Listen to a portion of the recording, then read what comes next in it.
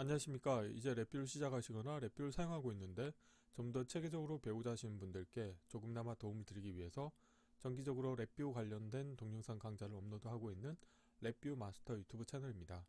이번 시간에는 케이스 구조를 사용하는 방법에 대해서 하나의 실습을 진행해 볼 텐데요. 우선 강의를 시작하기 전에 구독과 좋아요 그리고 알람 설정을 해주시면 영상을 제작하는 데 큰 힘이 되겠습니다. 그리고 관련된 실습 코드는 네이버 카페를 통해서 업로드하고 있으니 소스 코드가 필요하신 분들은 네이버 카페를 참고하시면 좋을 것 같습니다. 구독자분 중에 한 분께서 다음과 같은 질문을 하셨습니다. 요구사항을 다음과 같이 자 A 물체를 감지했느냐와 그 다음에 B 물체를 감지했는지에 대해서 두 개의 불리한 컨트롤이 있어서 우선적으로는 A 물체가 감지됐는지 값이 참인 경우에는 신호 출력을 2를 유지하고, 만약에 B 물체가 감지됐다고 하면 신호 2를 유지하고 싶다. 그리고 1과 2 신호가 10초 이상 유지될 경우에는 신호를 다시 0으로 변경하는 이런 코딩을 하고 싶다고 하셨습니다. 그리고 이때 전제 조건이 A 물체와 B 물체가 동시에 감지되는 경우는 없다는 전제 조건이 있었죠. 그래서 이 관련된 내용을 구현하시려고 하면은 케이스 구조를 활용하시면 좋겠습니다. 그래서 이번 시간에는 간단하게 이 관련된 요구사항을 만족하는 케이스 구조를 운영해 볼 텐데요. 우선 프론트 패널의 사용자 인터페이스는 A 물체를 감지했을 때 값이 참이되는 A 물체 감지 물음표라고 하는 불리언 컨트롤이 있겠고, B 물체가 감지됐을 때 감지됐다는 것을 표시하기 위한 B 물체 감지 물음표라고 하는 불리언 컨트롤이 있겠습니다. 그리고 출력으로 얻고자 하는 신호를 정수형 데이터 타입의 인디케이터를 하나 만들겠고요. 그리고 1 또는 2 신호 값이 10초 동안 유지되는지 여부를 모니터링하기 위해서 카운터라고 하는 별도의 인디케이터를 표시를 했고요. 그 다음에 화일 루프를 정지하기 위한 정지 버튼이 있겠습니다. 블록 다이그램 코드를 보시게 되면 하나의 화일 루프 안에 케이스 구조가 들어있는 일반 디자인 패턴이 되어 있고요. 여기에서는 신호 값을 표현하기 위해서 shift 레지스터를 이용할 겁니다. shift 레지스터라고 하는 것은 임시 저장 공간이죠. 그래서 만약에 특정 물체가 감지됐을 때 그 감지 상태를 계속 유지할 때 shift 레지스터를 이용해서 그 순간의 신호 값을 계속 유지를 할 겁니다. 참고로 프론트 패널에 불리언 컨트롤 2개 같은 경우는 기계적 동작이 놓을 때 렛치기 때문에 잠깐 동안 참이 됐다가 거짓이 될 겁니다. 그래서 블록 다이그램 코드를 보시게 되면 우선 A 물체 감지 물음표 값이 참인지를 체크를 할 겁니다. 그래서 A 물체가 감지됐다 그러면은 신호 2를 유지해야 되는 거죠. 그래서 이 shift 레지스터 출력으로는 1이라고 하는 값을 내보내 줄 거고요.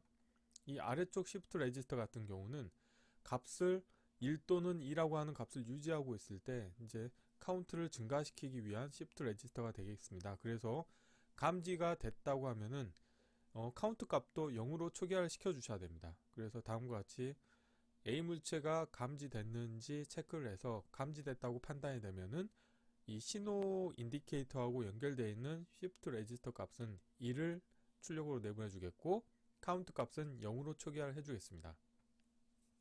다음으로는 A 물체가 감지되지 않았고 B 물체가 감지된 경우에, 그런 경우에는 다음과 같이 B 물체가 감지가 되면은 신호 2라고 하는 값을 출력으로 내보내 줄 거고요. 마찬가지로 그때 카운트 값을 0으로 초기화 시켜 줄 겁니다. 그런데 A 물체도 감지하지 않았고 B 물체도 감지하지 않았다 그런 경우에는 이 관련된 케이스가 수행이 될 텐데요. 이때는 카운트 값을 1씩 증가를 시켜 줄 겁니다. 그래서 카운트 값을 1 증가시켜 가지고 증가시킨 값이 10보다 크거나 같은지를 체크할 겁니다.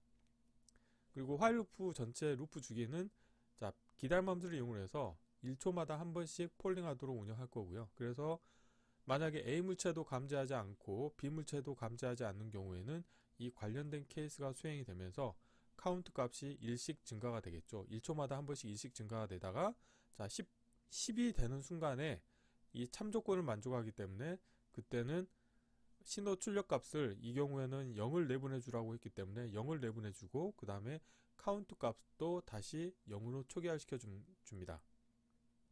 그리고 만약에 이 조건을 만족하지 않는 경우에는 바이패스 시켜주는 거죠. 이 아래쪽 같은 경우는 카운트 값은 계속 1씩 증가하는 거고요. 자, 이렇게 하시게 되면은 결국에는 사용자 요구사항에 만족하는 그런 기능을 구현하는 코드를 만드실 수가 있게 되겠습니다. 자, 이론은 이 정도로 마치겠고요. 간단하게 실습을 진행해 보도록 하겠습니다. 자, 바탕화면에서 새로 만들기의 폴더에 케이스 구조 사용하기 03, 케이스 구조와 관련돼서는 벌써 세 번째 동영상 강의를 진행하기 때문에 자, 03이라고 제가 표시를 했고요. 자, 경로를 복사하신 다음에 자, 파일에서 새 VI에서 자, 컨트롤 S를 누르시겠고요. 자, 경로를 붙여 넣으시고 테스트할 VI 이름도 동일하게 하겠습니다. 우선 프론트 패널을 먼저 꾸며보도록 하겠습니다. 자, 보기에 컨트롤 팔레트에서 실버에서 자, 불리언에서 누른 버튼을 이제 하나 만들겠습니다. 그래서 라벨은 자, A 물체 감지 물음표라고 하어 있고요. 자, 기계적 동작을 보시게 되면은 자, 놓을 때 스위치로 되어 있는데 저 같은 경우는 놓을 때 렛치로 변경하도록 하겠습니다. 그리고 이걸 하나 더 복사하겠고요. 자, 비물체 감지라고 하겠습니다. 다음으로는 신호 출력 같은 경우는 지금 보시는 것처럼 자, 인테저 32비트 데이터 타입이기 때문에 자, 숫자형에서 자, 숫자형 인디케이터죠. 숫자형 인디케이터 하나 가져오시겠고요. 자, 라벨은 자, 신호라고 하겠습니다. 자리 맞춤은 가운데로 하겠습니다.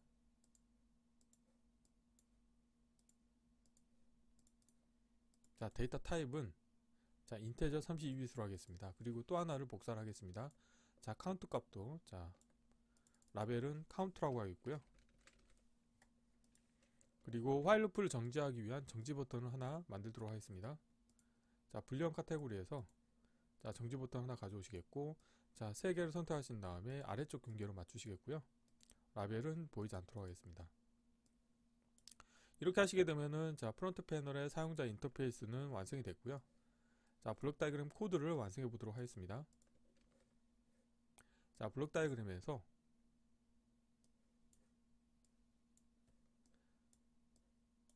우선 컨트롤하고 인디케이터들은 왼쪽으로 다 배치를 하도록 하겠습니다. 자, 보기의 함수 팔레트에서 우선 구조에서 화일 루프를 하나 가져오도록 하겠습니다. 자, 화일 루프의 정지 조건에 정지 버튼을 하나 연결해 주도록 하겠고요.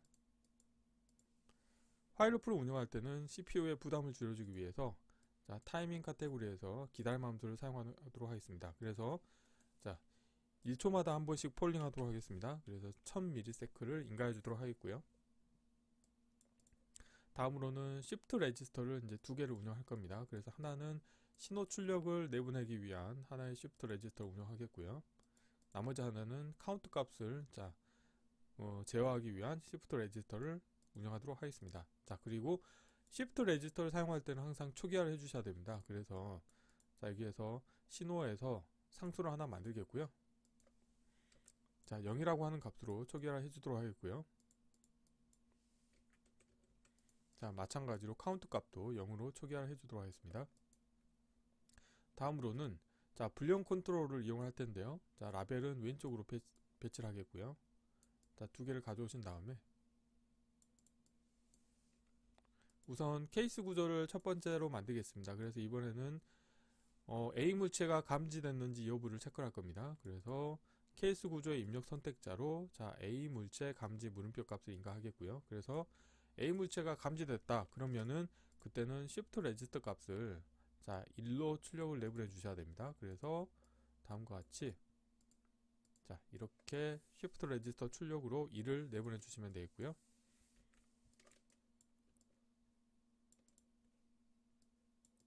자, 카운트 값도 자, 감지가 되는 순간에는 여기 1이 돼야 되겠죠. 1로 하시겠고, 감지가 되면 그때 카운트 값을 0으로 초기화를 해줄 겁니다. 그래서 0이라고 하는 값으로 자, 카운트 값은 초기화를 해주겠습니다. 자, 이렇게 하신 다음에 자, Shift 레지스터에 각각 신호와 카운트를 연결해 주도록 하겠습니다. 자, 신호 연결해 주시겠고요. 자, 카운트도 연결해 주도록 하겠습니다. 자, 이렇게 하시겠고요. 자, 그러면 이 다음에는 자, A 물체가 감지가 되지 않았다. 자, 그런 경우에는 이제 B 물체가 감지됐는지 여부를 체크해야 되겠죠. 그래서 거짓 케이스에서 케이스 구조를 하나 또 만드시겠고요. 케이스 구조의 입력 선택자로 B 물체 감지를 인가해 줍니다. 그래서 이 경우에는 자, B 물체가 감지된 경우에 그때는 출력으로는 2라고 하는 값을 출력으로 내보내 주셔야 됩니다. 그렇기 때문에 자, 값을 하나 복사하신 다음에 이때는 자, 2라고 하는 값을 출력으로 내보내 주도록 하겠고요. 그리고 카운트 값도 마찬가지로 0으로 초기화를 해 주셔야 되겠죠. 자, 이렇게 하시면 되겠고요. 그리고 B 물체도 감지가 되지 않았다. 자, 그런 경우에는 자, 이제 카운트 값을 1 증가시켜 줄 겁니다. 그래서 자, 숫자인 카테고리에서 증가 함수를 이용할 거고요. 자, 1을 증가했고 이 증가한 값이 10보다 크거나 같은지를 체크할 겁니다. 그래서 비교 카테고리에서 자, 크거나 같으면 체크할 겁니다. 그래서 자, 관련된 값이 자, 10보다 크거나 같은지 체크할 겁니다. 자, 이렇게 하시겠고요. 자, 10보다 크거나 같으면은 자, 0이라고 하는 값으로 출력을 내보내 주셔야 되겠죠. 자, 케이스 구조를 아니면 케이스 구조를 연속해서 3번 쓰는 거는 그렇게 또 좋은 방법은 아니기 때문에 여기에서는 자, 선택이라고 하는 함수를 한번 사용해 보도록 하겠습니다. 자, 비교 카테고리에서 선택이라고 하는 함수가 있는데요. 자, 관련된 출력을 다음과 같이 연결해 주시겠고요. 만약에 이 값이 카운트 값에 2를 더한 게 10보다 크거나 같다. 이걸 만족하게 되면은 출력으로는 신호 출력으로는 0이라고 하는 값이 출력으로 나가야 되겠죠. 자, 이렇게 해주시면 되겠고요. 그리고 카운트 값 같은 경우도 만약에 이 조건을 만족하면은 자, 여기서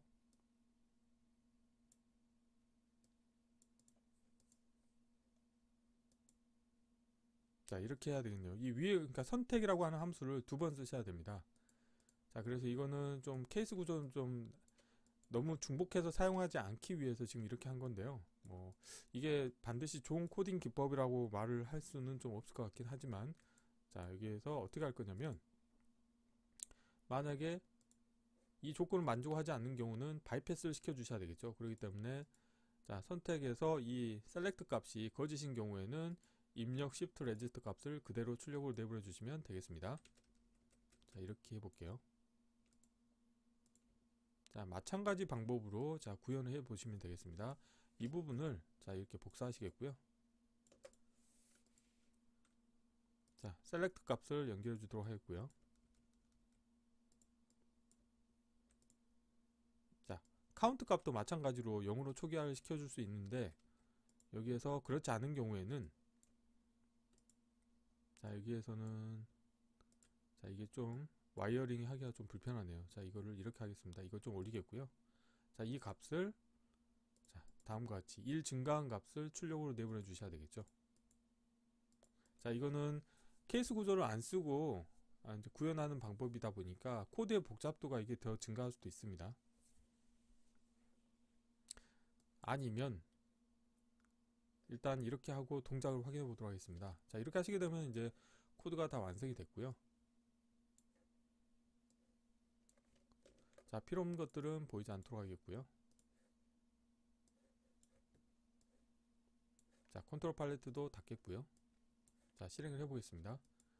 자, 처음 실행하시게 되면은 자, A 물체도 감지하지 않고 B 물체도 감지하지 않았기 때문에 카운트 값이 1씩 증가하다가 자, 10보다 크거나 같으니까 0으로 다시 초기화됐다가 계속 반복적으로 1씩 증가하는 동작을 하고 있겠고 자, A 물체를 감지하시게 되면은 자, 카운트 값도 초기화가 되고 신호는 1을 유지하는 거죠. 자, 이론을 보시게 되면은 지금 요구사항이 다음과 같이 A 물체를 감지하면은 신호 1을 유지하기를 원하는 거죠. 다시 누르겠습니다. 자, A 물체를 감지하면은 신호 1이 유지되고 있고, 자, 그런데 1이라고 하는 신호가 유지가 된 상태에서 10초 이상이 되면은 0으로 이 신호가 변경이 될 겁니다. 자, 0으로 바뀌었죠. 자, B 물체를 감지했다. 이런 경우에는 2라고 하는 값으로 자, 유지가 되고 있다가 2가 10초 이상 유지가 되면은 다시 0으로 바뀌겠죠. 네, 바뀌었습니다. 자, 그래서 이런 식으로 케이스 구조를 이용하는 시간이 되면은 이렇게 요구사항과 같은 사항을 손쉽게 구현을 하실 수 있게 되겠습니다. 그래서 이번 시간에는 간단하게 케이스 구조를 사용해서 요구사항에 부합한 동작을 구현하는 실습 코드를 진행해 보았습니다. 이번 강좌는 이상으로 마치겠습니다. 감사합니다.